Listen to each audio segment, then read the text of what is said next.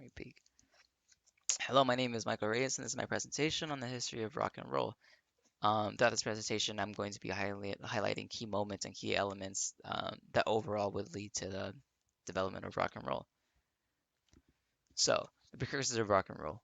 Um, it's very important to acknowledge rock and roll's foundations, which is R&B, and R&B comes from jazz and blues.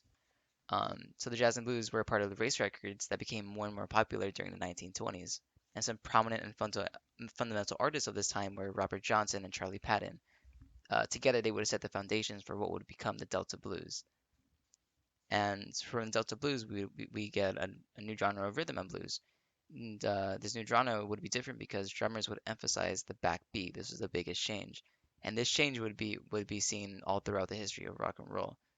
And it's also very important to acknowledge the women of R&B, such as Ruth Brown and one of her famous songs, "Mama He Treats Your Daughter Mean," and Willie Mae Big Mama Thornton's her song "Hound Dog."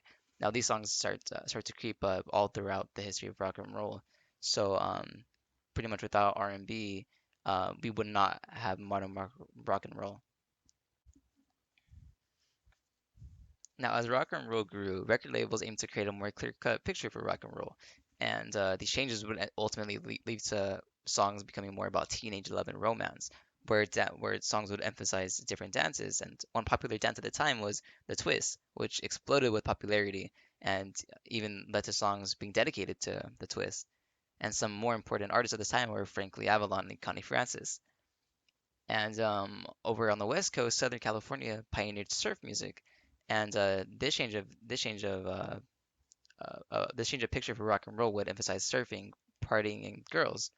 And some important artists at the time were Dick Dale and the Deltonas and the Beach Boys. And the important thing that we see here during the early development of rock and roll is that shift from R&B to rock and roll, as we start to see this blend of more folkier music from R&B blending with a different culture and the changing times throughout the years. And this is where rock and roll really starts to take its shape. Now, the rock and roll in the 1960s, we see the return of folk music. We start to see a way that that emphasis from beach girls and teenage love and romance to more of the hardships of the African Americans and what they had to go through and their social issues. And we see more politically charged lyrics and some important artists that write from this time were people such as Bob Dylan and the Kingston Trio. And another thing we start to see is a change in the music industry. So we see the emergence of Motown Records, who was started by Berry Gordy, and he has a different way of producing records where instead of leasing records, they actually manually produce their own. So we not only start to see changes in the rock and roll genre, but in the record labels as well, which is very important to what rock and roll would be on, what rock and roll would become. And we also start to see a change in diversity.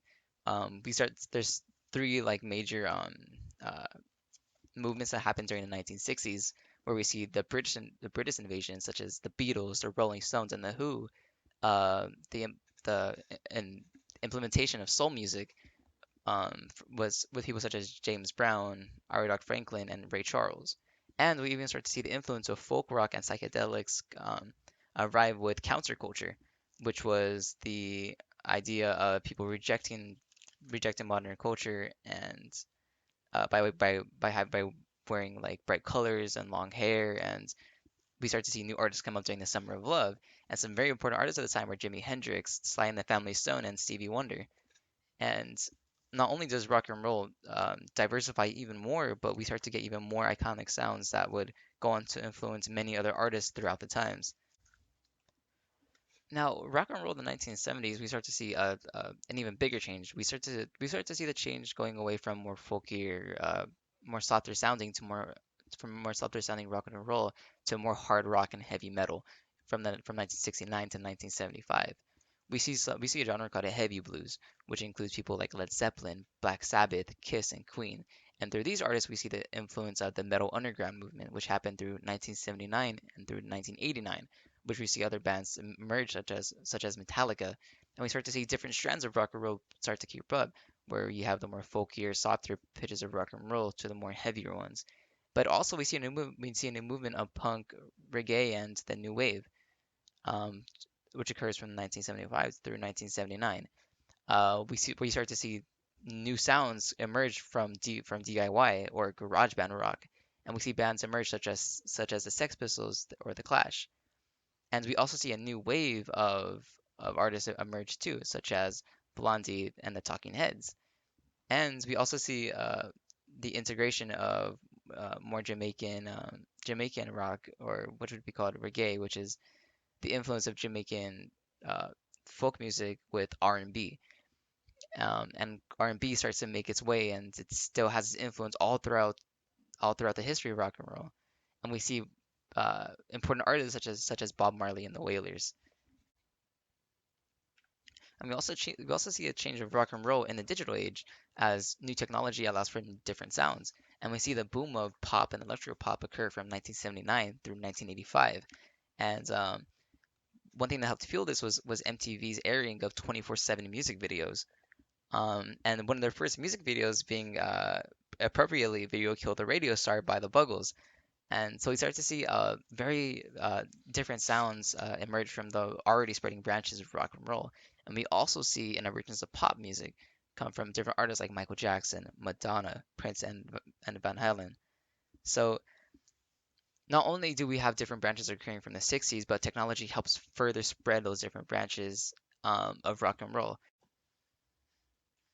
And finally, as technology begins to mature, we see different brands and different genres emerge, such as alternative and grunge, where we see bands like REM, Nirvana, Alanis Morissette, and the White Stripes.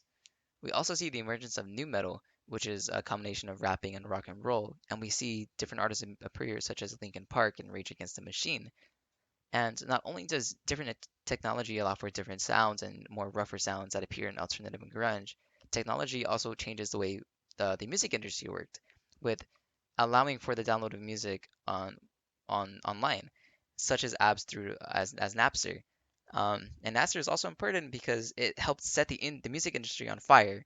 Allowing users to download free music was something that most people didn't really think of. So without the creation and eventually shutdown of Napster, we don't have the apps, other, we don't have music streaming apps such as iTunes and Spotify, which is the main way that people listen to music nowadays. And we also finally see the emergence of hip hop. And without all these important changes that would occur throughout the years, we wouldn't have the music that we have today. And I think it's very interesting to see all these different changes come from the same foundation of more folkier African American uh, uh, like backgrounds, and that's probably like one of my favorite things about rock and roll is how diverse it was and how you see throughout the years how different the sounds get, but that feeling is still there, and it allows for that diversifying of not only music and sounds, but the artists as well and the backgrounds, and we start to see this inclusion of other different artists. And yeah, that's my presentation on the history of rock and roll. Thank you.